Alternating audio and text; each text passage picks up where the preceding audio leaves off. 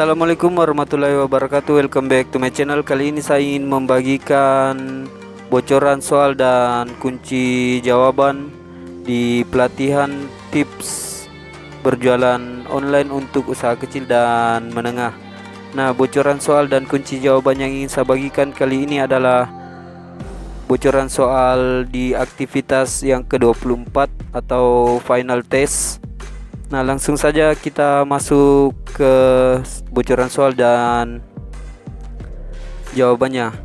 Oke guys, ingat jangan skip video ini biar kalian gagal paham. Nah, ini adalah bocoran soal yang pertama.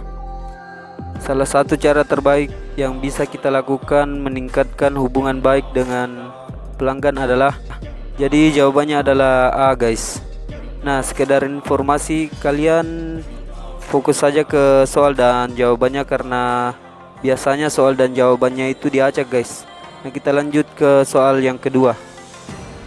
Manakah dari berikut ini yang merupakan rancangan tujuan bisnis yang dapat kita buat untuk usaha kita? Nah, jawabannya adalah A. Kita lanjut ke soal yang ketiga. Manakah urutan yang paling baik untuk menentukan tujuan bisnis jangka panjang kita? Jadi jawabannya adalah D. Kita lanjut ke soal yang keempat. Dalam menentukan target pasar, manakah di antara berikut ini yang bukan merupakan kategori yang harus kita pertimbangkan? Jadi jawabannya adalah D. Kita lanjut ke soal yang kelima. Berikut ini merupakan aspek-aspek yang harus dicari tahu dari kompetitor kita, kecuali, jadi jawabannya adalah C. Kita lanjut ke soal yang keenam. Untuk bisa memenangkan persaingan bisnis dari kompetitor, hal yang pertama yang harus kita miliki adalah, jadi jawabannya adalah B, strategi bisnis. Nah, kita lanjut ke soal yang ketujuh. Kemampuan untuk memahami pelanggan adalah untuk, jadi jawabannya adalah C. Kita lanjut ke soal yang kedelapan. Mengapa produk yang kita jual harus easy buying? Jadi jawabannya adalah A. Kita lanjut ke soal yang ke-9. Apa tujuan dari produk yang kita tahu pembelinya? Jadi jawabannya adalah D. Kita lanjut ke soal yang ke-10. Manakah dari pilihan berikut ini yang merupakan perbedaan keuntungan antara dropshipper dan reseller? Jadi jawabannya adalah C. Kita lanjut ke soal yang ke-11. Manakah dari pilihan berikut ini yang bukan marketplace untuk berjualan online? Jadi jawabannya adalah C, YouTube. Kita lanjut ke soal yang ke-12. Apakah salah satu prinsip penting yang perlu diketahui sebelum menggunakan media sosial? Jadi jawabannya adalah C. Kita lanjut ke soal yang ke-13.